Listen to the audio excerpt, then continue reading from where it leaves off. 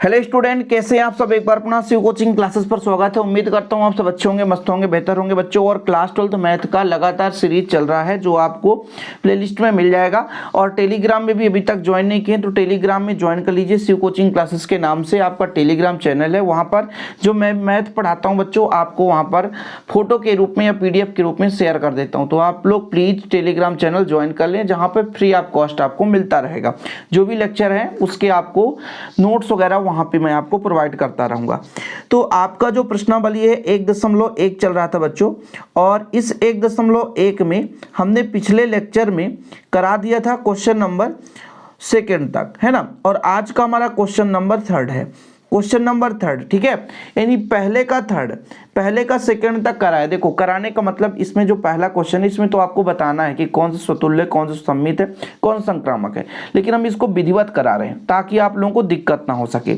अब विधिवत कराने के लिए फिर से आप कहोगे सर हम तो पहली बार आए हैं तो हमको समझ में नहीं आ रहा है। चलिए कोई बात नहीं है, हमको पहले क्वेश्चन में ये चेक करना है बच्चों कि कौन सा स्वतुल्य है, कौन सा सममित है, कौन सा संक्रामक है। मतलब हमें स्वतुल्य चेक करना होता है। क्या? स्वतुल्य। स्वतुल्य का मतलब ये होता है कि यदि मान लीजिए कोई भी समुच्चय है, उसमें कोई अवयव खुद का रिलेशन खुद से हो, जो भी संबंध होगा यदि स्वयं से संबंध दर्शा रहा हो तो वो आपका स्वतुल्य होता है। क्या होता है? स्वतुल्य होता है। कोई भी रिलेशन हो सकता है, ये आपके ऊपर डिपेंड करता है कि क्वेश्चन में क्या देके रखा है, तो आपका स्वतुल्य कहलाया। दूसरा नंबर जब हम सिद्ध करते हैं सममित के लिए, सममित के लिए दो अवयव लेते हैं। जैसे दो अवयव, जैसे x का रिलेशन y से है तो बच्चों कहीं ना कहीं y का रिलेशन x से होना चाहिए। यदि x का रिलेशन y से है तो y का रिलेशन x से होना चाहिए। समझने की कोशिश करें, यदि x का रिलेशन y से तो y का रिलेशन x से हो जाए तो सम्मित हो जाता है। तीसरे नंबर पे बात करते हैं संक्रामक की।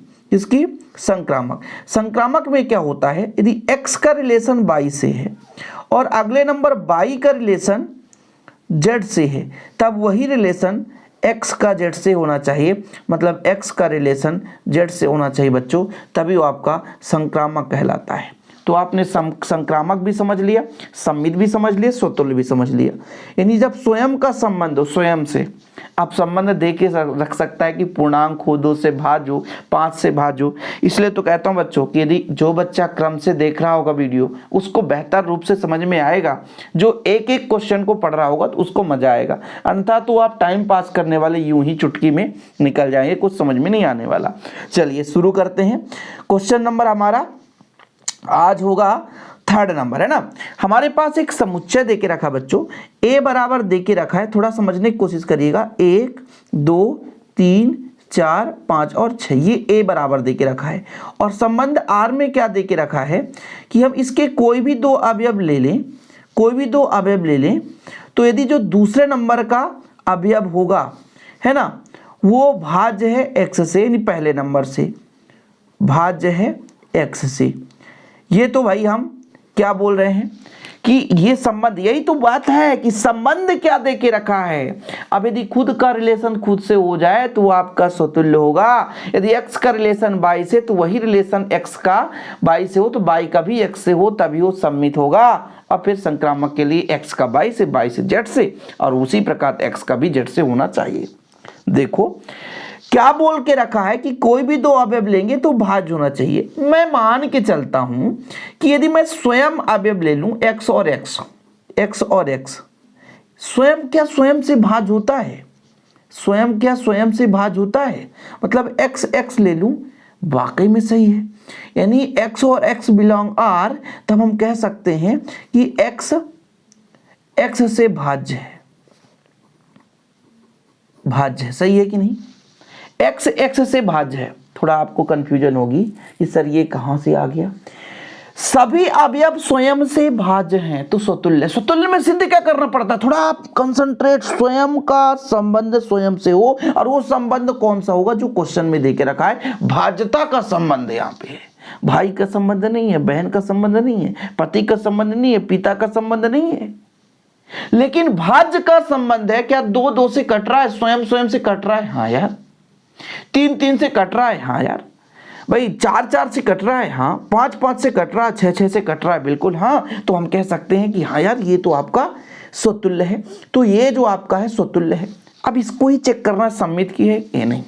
कहने का मतलब यदि x और x हमने ले लिया, ये संबंध R में कि x जो है x से भाज्य, स्वयं से भाज्य है। बोला गया है ना हम कोई दो अवयव ले लें, हमने सेम लिया और बोला है दूसरा वाला पहले से कटना चाहिए, तो x से कट रहा है कि नहीं? हाँ भाई, 4 हमने ले लिया और कहा ये संबंध दर्शा रहा है, क्योंकि 4 से 4 का भाग देंगे तो 1 आएगा। 4 से 4 कट रहा है, तो जब स्वयं का अवयव स्वयं से कट जाए तो आपका वो क्या हो जाता है? स्वतुल्य हो जाता है। बिल्कुल सही है। हम चूंकि लिख सकते हैं कि सभी अवयव स्वयं से भाज्य होते हैं। जो भी अवयव होते हैं, जितने भी अवयव हम लेंगे बच्चों, सभी अवयव स्वयं से भाज्य होते हैं, और जब स्वयं से भाज्य हैं तो स्वतुल्य हैं।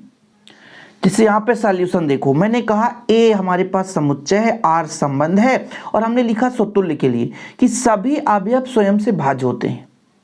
यदि x और x बिलोंग R में है, मतलब x से भाज्य है, अर्थात x के जितने भी अवयव है x belong to A, for all इसीलिए लिखा गया है। फॉर ऑल मतलब सभी के सभी अवयव जितने भी हैं वो x के ही हैं। हम चाहे 2 ले लें, चाहे 3 ले लें, चाहे 4 ले लें, चाहे 5 ले लें, चाहे 6 ले लें, चाहे ये 6 तक तो ही बोला है, 6 तक ही भाई, 1 2 3 4 5 6, कोई भी स्वयं के साथ यदि भाज्यता का संबंध होगा तो बिल्कुल भाज्य, इसलिए R आपका स्वतुल्य है। ठीक है। अच्छा, अब दूसरे नंबर पे बात करते हैं बच्चों। हम आपसे कहते हैं, इस पर संबंध भी देके रखा है, क्वेश्चन भी देके रखा है कि 1 से 6 है। मैं कहता हूं कि 2 और 4 ले लिया, ठीक है। 4 जो है 2 से भाज्य है, सही है बात है, सही है। अब इसका उल्टा कर दूं कि 4 और 2 ले लूं तो क्या 2 4 से विभाज्य होगा? बिल्कुल नहीं हो सकता, कभी नहीं हो सकता। भाई आपको यह समझाया गया बच्चों कि सममित में क्या होता है। सममित में आपको यह समझाया गया कि यदि x का रिलेशन जिस प्रकार से y हो, उसी प्रकार y का रिलेशन x से होना चाहिए। यदि मान लो आपका 2 और 4 का रिलेशन है, मतलब 4 2 से कट रहा है, तो क्या 4 जो है वो 2 को काट पाएगा? बिल्कुल नहीं, ये हो ही नहीं सकता है। भाई इसमें ये बोला गया कि 2 और 4 हमने ले लिया, तो लास्ट वाला जो पद है 4 जो है 2 से भाज्य है, बिल्कुल सही है, भाज्य है, ये बिल्कुल सही है। लेकिन यदि हम इसका अपोजिट करेंगे 4 और 2, तो क्या 2 4 से भाज्य है? भाज्य नहीं है, नहीं है, इसलिए आपका सम्मित नहीं हो सकता।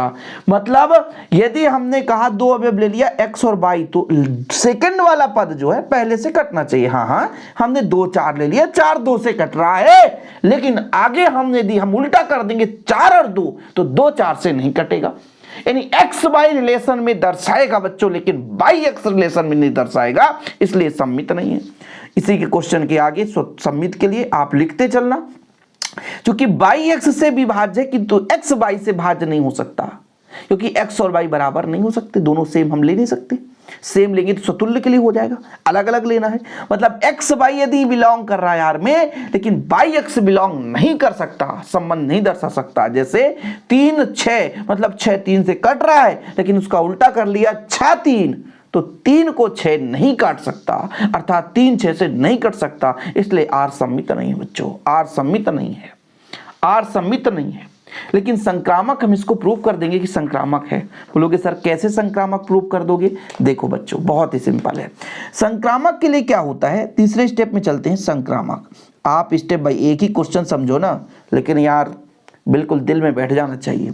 x का रिलेशन y से है, y का रिलेशन z से है, तब आपका x का रिलेशन z से होना चाहिए। मैंने कहा चलो ठीक है, कोई भी हमको 1 से 6 तक का अवयव लेना है, थोड़ा समझना।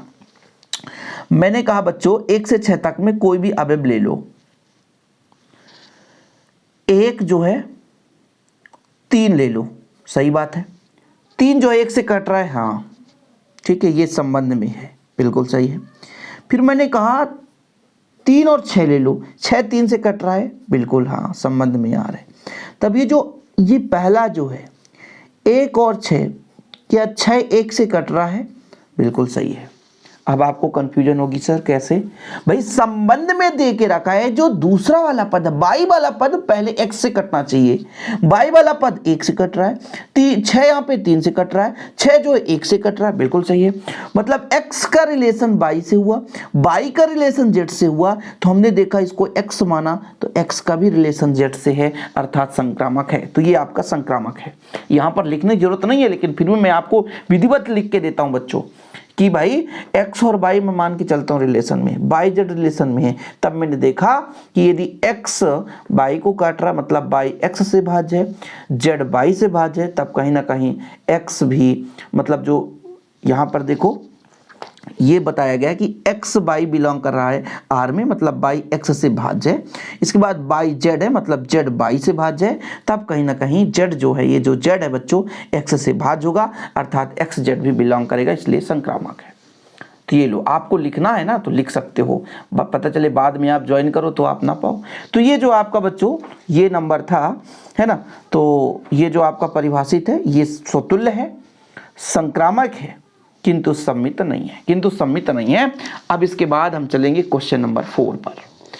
क्वेश्चन नंबर 4 पर चलेंगे। मजा आ रहा होगा बच्चों तो प्लीज थम्स अप करके यार शेयर जरूर कर दें। आप लोगों के साथ निरंतर जुड़ा हूं और कार्य करता रहूंगा, निरंतर फ्री ऑफ कॉस्ट यूट्यूब पे पूरा क्लास फ्री चलता है। अगला नंबर देखो बच्चों, समस्त पूर्णांकों के लिए, पूर्णांक है z जो है पूर्णांकों का समुच्चय है, सिंपल है, शुरू में यही लिखेंगे आप, पूर्णांकों का समुच्चय है।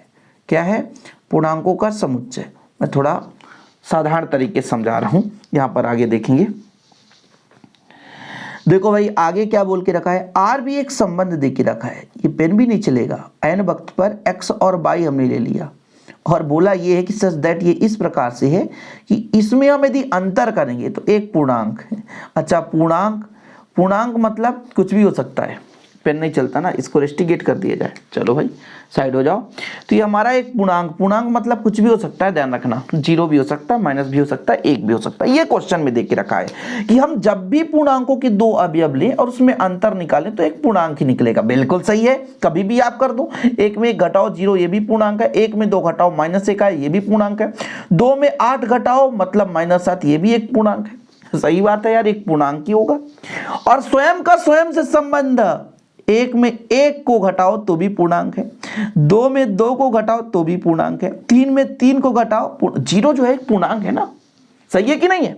चीजें क्लियर है? तो जब हम स्वतुल्य की बात करेंगे बच्चों, स्वतुल्य के लिए बात करेंगे कि यदि स्वयं का रिलेशन स्वयं से दर्शाया जाए, जब हम कोई भी अवयव ले लें ना, कोई भी अवयव ले लें, z का कोई भी अवयव ले लें, तो स्वयं का रिलेशन स्वयं से दर्शाएंगे, मतलब x माइनस एक्स बराबर 0, जो कि एक पूर्णांक निकला, सही है कि नहीं?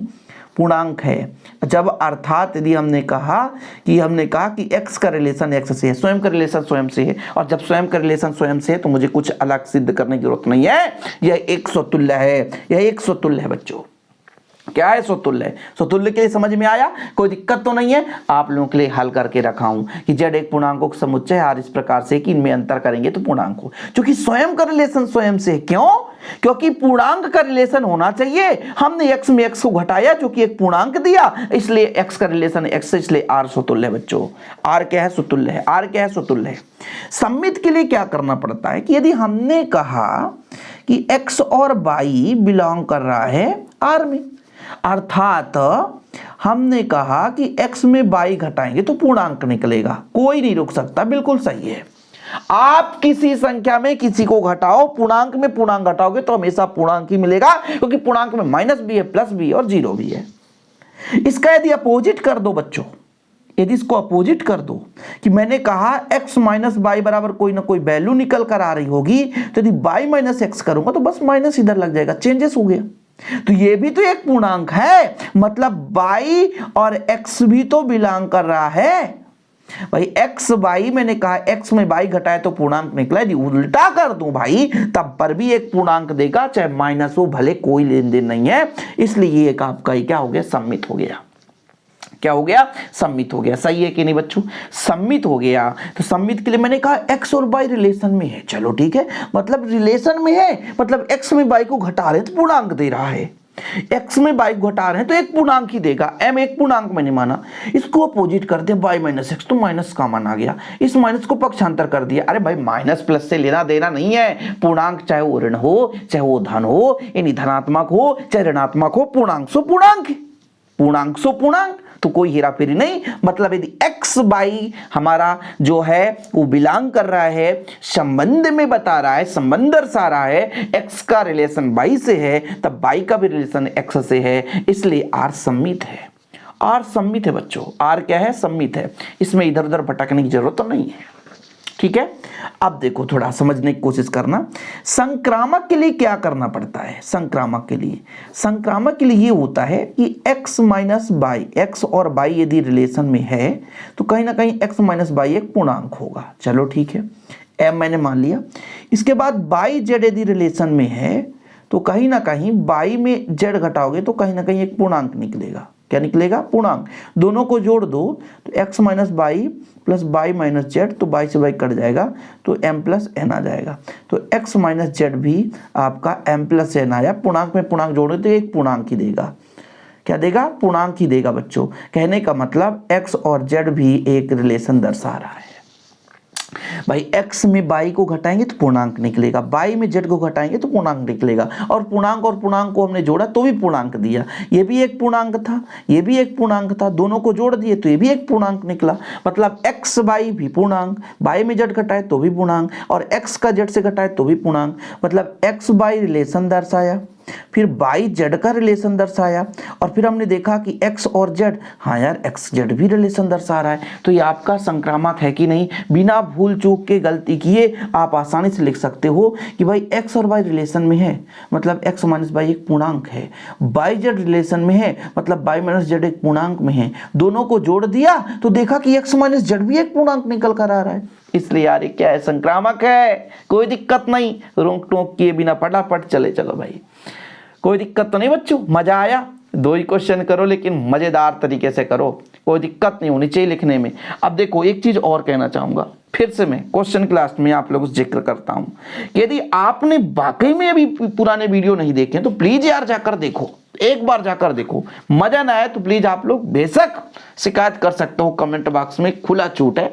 आप जो भी कहना है कह सकते हो कि सर बिल्कुल समझ में नहीं आया, तो भाई उस आधार पर हम और कोशिश करेंगे और अच्छे से अच्छे कंटेंट लाने के लिए। हम बेहतर से बेहतर कर पाएंगे कब? जब आप हमारे कमियों को अवगत करा पाएंगे। हम जब अपने कमियों को नहीं समझ पाएंगे तो हम कैसे आपके लिए कंटेंट दे पाएंगे। तो फिलहाल चलते हैं आगे क्वेश्चन पर। अब इस क्वेश्चन में बच्चों कितने प्रश्न हैं देखो जरा, 1 2 3 4 5, पांचों प्रश्नों को करेंगे। सब मिलता जुलता है, 1 2 क्वेश्चन समझाएंगे तो ऑलरेडी आपसे समझ में आ जाएगा। पहले देखो जरा, विशेष समय पर किसी नगर के निवासियों के समुच्चय में, मतलब हमारे पास एक समुच्चय है ए, जो क्या है बच्चों? नगरवासियों का समूह है। क्या बोल के रखा है? नगरवासियों का समूह। बड़ा समस्या हो गया, नगरवासियों का समूह, मतलब इसमें दोनों ग्रुप है। कौन कौन से भाई? बॉयज गर्ल्स, लेडी है ना, महिलाएं भी हो सकती हैं, लड़के भी हो सकते हैं, मतलब लड़का लड़की सब है ना। चलिए, नगरवासी में सब कुछ तो हो सकते हैं ना भाई, बहन का भी रिश्ता हो सकता है, माता पिता, सब कुछ है, इतना ध्यान रखना। फिर जो हमारा पहले नंबर में संबंध दे के रखा है आर एक्स वाई, देखो जरा, एक ही स्थान पर कार्य करते हैं, एक ही स्थान पर कार्य करते हैं। हम सिंपल तरीके से आपको समझाएंगे। बताओ जरा, स्वयं का रिलेशन स्वयं से हो सकता है कि नहीं? मैं यदि आपसे कह दूं कि स्वतुल्य के लिए तो कोई भी व्यक्ति एक निश्चित स्थान पे ही कार्य करेगा, इसलिए स्थान वही रहेगा, चाहे 1 घंटा कार्य करे, इसलिए ये x का रिलेशन x से होगा सभी अवयव के लिए, a के सभी अवयव के लिए, चाहे वो लड़का हो चाहे लड़की हो, पुरुष हो या महिला हो, कोई दिक्कत नहीं है। वो व्यक्ति यदि एक ही स्थान पर कार्य, सभी जब कार्य कर रहे हैं, तो अभी तो स्वयं का स्वयं से रिलेशन है, तो ये भैया x का रिलेशन x से, इसलिए ये स्वतुल्य है, कोई दिक्कत नहीं है। ठीक, एक ही स्थान, संबंध क्या देके रखा? एक ही स्थान पर। मैंने कहा कि एक सोहन है और एक मोहन है, x और y, ये आपस में संबंध दर्शा रहे हैं। क्यों? क्योंकि एक ही स्थान पर है। संबंध किसका है? एक ही स्थान पर। तो x और y एक ही स्थान पर हैं। मतलब मैं आपसे कहूं कि यदि x रिलेशन y से, अर्थात x और y बिलोंग कर रहे हैं रिलेशन में, तो x जो है और y दोनों एक ही स्थान पर कार्य करते हैं। इसी प्रकार मैं उल्टा कह दूं कि y और x एक ही स्थान पर कार्य करते हैं, तो क्या सही नहीं होगा? बिल्कुल होगा। कहने का मतलब थोड़ा समझना कि यदि सोहन और मोहन दो लड़के हैं, दोनों एक ही स्थान पर कार्य करते हैं, सोहन और मोहन, तो मैं इसको उल्टा यदि बोल दूं कि मोहन और सोहन दोनों एक ही स्थान पर कार्य करते हैं, तो क्या गलत होगा? नहीं होगा ना। मतलब सोहन रिलेशन मोहन से दर्शा रहा है एक ही स्थान पर कार्य करने का, एक ही स्थान पर कार्य करने का।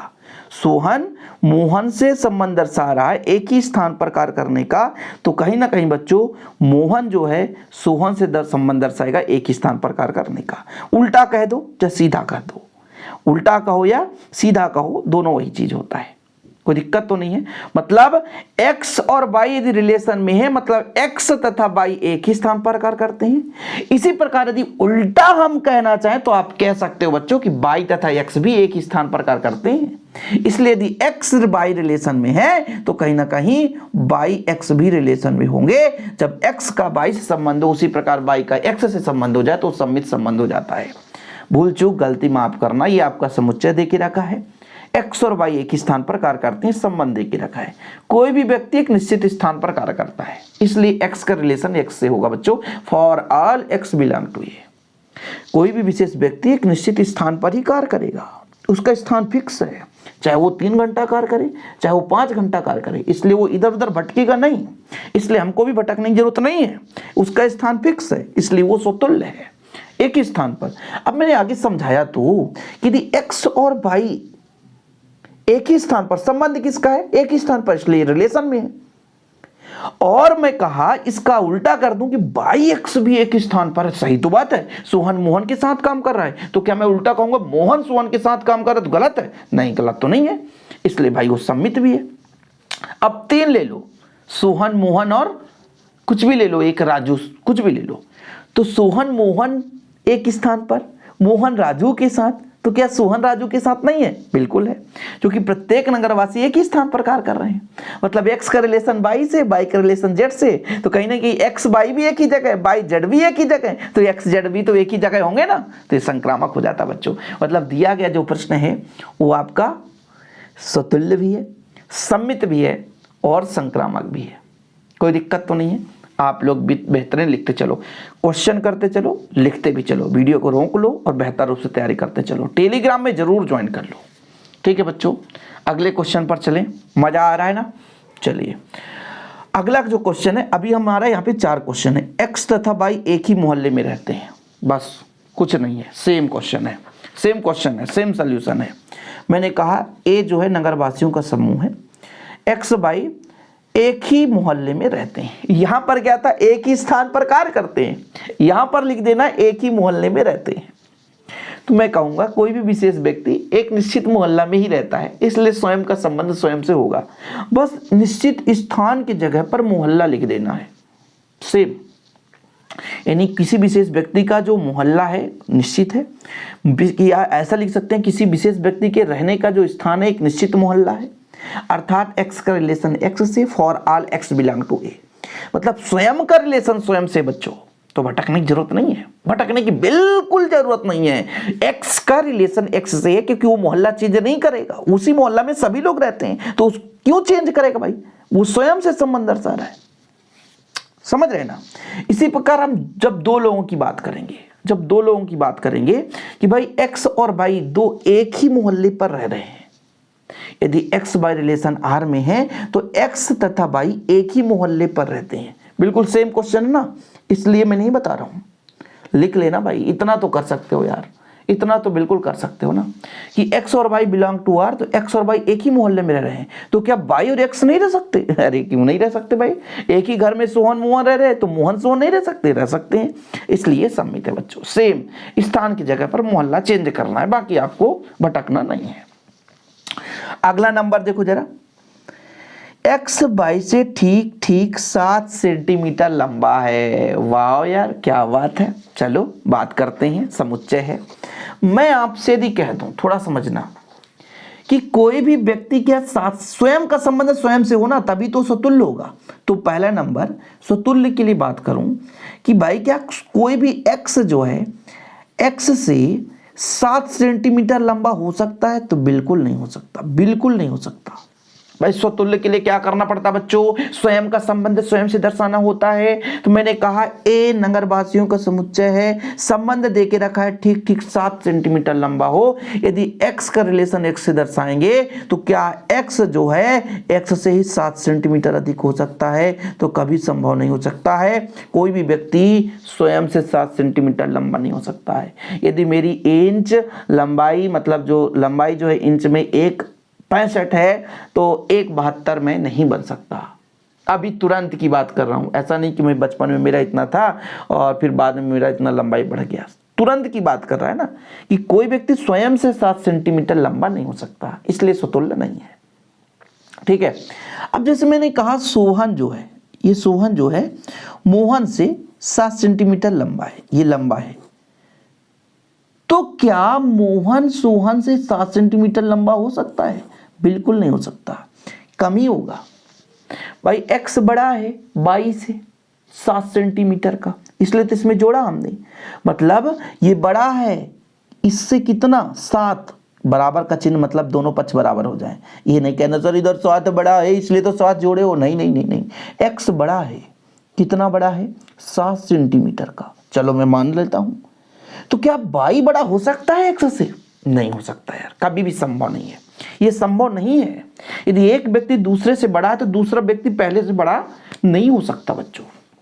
कि मैंने माना कि x y से 7 सेंटीमीटर लंबा है, ये मैंने माना लंबा है। मतलब x और y जो है एक रिलेशन दर्शा रहे हैं। जब रिलेशन दर्शाएंगे तो कहने का मतलब x जो है y से 7 सेंटीमीटर लंबा है। तो जब मैं y की वैल्यू निकालूंगा भैया तो x - 7 आएगा। और इसी प्रकार यदि मैं अपोजिट कर दूं कि yx रिलेशन में है, यदि yx, तब होना क्या चाहिए कि y बराबर x से 7 सेंटीमीटर अधिक, जो कि संभव नहीं है, जो कि संभव नहीं है। यदि x बड़ा है तो फिर y छोटा ही होगा, वो बड़ा नहीं हो सकता। मतलब x y जो आपका रिलेशन में तो दर्शा सकता है, किंतु जो आपका y और x है वो रिलेशन में नहीं दर्शाएगा। और जब ये संभव नहीं है तो फिर आपका सम्मित नहीं है। वही चीज मैं लिख लेता हूं बच्चों कि भाई एक नगरवासी है और इसमें x और y ठीक ठीक 7 सेंटीमीटर लंबा है। कोई व्यक्ति खुद से 7 सेंटीमीटर लंबा नहीं हो सकता, इसलिए x का रिलेशन स्वयं से नहीं हो सकता है। चाहे आप a के किसी भी अवयव के ले लो, किसी भी नगरवासी की बात कर लो, इसलिए स्वतुल्य नहीं है। इसी प्रकार मैंने कहा कि x y से 7 सेंटीमीटर लंबा। अच्छा, कोई पहला व्यक्ति है दूसरे से 7 सेंटीमीटर लंबा हो सकता है, मैंने मान लिया ना भाई, x y से 7 सेंटीमीटर लंबा मैंने मान लिया। चलो मान लिया हमने कि x y से लंबा है, x जो है y से लंबा, ये हमने मान लिया। यानी x बराबर y धन 7 कर दिया। और y का जो वैल्यू निकालेंगे तो कहीं ना कहीं कम करेंगे। तो जब हमने कहा x बड़ा है तो क्या y बड़ा हो सकता है? तो जो संभव नहीं है, इसलिए r सम्मित नहीं है। ठीक है बच्चों, ये क्लियर है। और संक्रामक के लिए वही संबंध होगा। इस संक्रामक के लिए कैसे सिद्ध करना होता है, जिससे मैंने कहा, थोड़ा देखिएगा, बहुत ही सिंपल तरीके से। मैंने संक्रामक के लिए कहा कि x y belong to r में, मतलब x जो है वो y से 7 सेंटीमीटर बड़ा हो सकता है, x y के बीच 7 सेंटीमीटर का। इसी प्रकार से y z कोई और व्यक्ति होगा जिसका उम्र ज्यादा होगा या कम होगा, और कम होगा, मतलब जो y है वो z से 7 सेंटीमीटर बड़ा है। भाई x तो y से बड़ा है ना, और y तीसरे से बड़ा हो सकता है। जब हमने दोनों को जोड़ा, x धन y बराबर कितना हो जाएगा? y धन 7 और z धन 7। ये y से y कट गया, पक्षांतर लाओ इधर, तो x बराबर कितना हो गया? z धन 7। अब देखो, और 7 कितना हो जाएगा? 14। मतलब x बराबर z धन 14। अब देखो थोड़ा ये यहाँ पे कंफ्यूजन हो जाएगी। इसके पहले जो लेक्चर में मैंने कराया था कि x और y में 7 का संबंध है, y और z में 7 का डिफरेंस है, तो x और z में भी 7 का डिफरेंस होना चाहिए, जबकि यहाँ पे 14 का डिफरेंस आ गया। देखो जरा, मैंने कहा x और y में 7 का डिफरेंस है, x बड़ा है 7 सेंटीमीटर, यहाँ y z में y बड़ा है 7 सेंटीमीटर, तो x z में भी वही होना चाहिए, लेकिन यहाँ पर 7 ना होकर 14 आ गया, डबल आ गया। या क्या हो गया, डबल हो गया। मतलब यदि मैंने कहना चाहा कि x और y मैंने रिलेशन में दर्शाया, y और z भी मैंने रिलेशन में दर्शाया, किंतु बच्चों किंतु और x और z की जब बारी आई तो रिलेशन नहीं दर्शाया, इसलिए आपका वो संक्रामक नहीं है, संक्रामक नहीं है। कोई दिक्कत नहीं होनी चाहिए। भाई बताओ जरा, ध्यान दो कि x जो है 7 सेंटीमीटर बड़ा y से, z जो है y जो है z से बड़ा है, तो x और z में वही रिलेशन होना चाहिए, तो x और z में तो 14 का डिफरेंस आ गया, इसलिए भाई ये आपका संक्रामक नहीं है। ठीक है, फिलहाल मैंने यहाँ पर दर्शाया है कि x जो बड़ा है y से 7 सेंटीमीटर, y जो बड़ा है z से, तो जब दोनों को जोड़ा तो इसमें रिलेशन क्या निकला कि 14 बड़ा है, तो फिर डिस्टर्ब मार रहा है ना। तो ये आपका पहले मैंने स्वतुल्य यहाँ पर सिद्ध किया। ठीक है बच्चों, आप लोग ज्वाइन कर लेना टेलीग्राम, मजा आ जाएगा आप लोगों को इस साल मैथ पढ़ने में, बिल्कुल फ्री ऑफ कॉस्ट। एक एक एग्जाम्पल्स, एक एक डेरिवेशन जितने भी होंगे, एक एक प्रश्नावली के क्वेश्चन, 12th क्लास का ऐसा कोई भी बोर्ड नहीं होगा, चाहे आप सीजी हो, चाहे बिहार हो, राजस्थान, झारखंड, किसी भी बोर्ड से हैं, बेहतर रूप से पढ़ सकते हैं एनसीईआरटी। इस साल इसीलिए बच्चों मैं एनसीईआरटी पढ़ा रहा हूं और इसका नोट्स भी आपको अवेलेबल कराऊंगा, टेलीग्राम में फ्री में रहेगा। अब कोई व्हाट्सएप ग्रुप में लेना चाहेगा तो उसका कास्ट लगेगा, लेकिन फिलहाल आगे क्वेश्चन चलते हैं।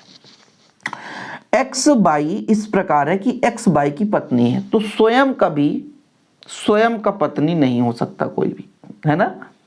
कोई व्यक्ति स्वयं की पत्नी हो सकती नहीं हो सकती, इसलिए स्वतुल्य नहीं है। अब मैंने कहा चलो भाई स्वयं की पत्नी नहीं हो सकती, स्वतुल्य तो नहीं है। ठीक है, इसी प्रकार पिता भी, दोनों सेम होके चलेगा, एक ही कराऊंगा, एक के साथ एक फ्री रहेगा ना। कि भाई मैंने कहा कि कोई स्वयं की पत्नी तो नहीं हो सकता, चाहे वो लड़का हो चाहे लड़की हो।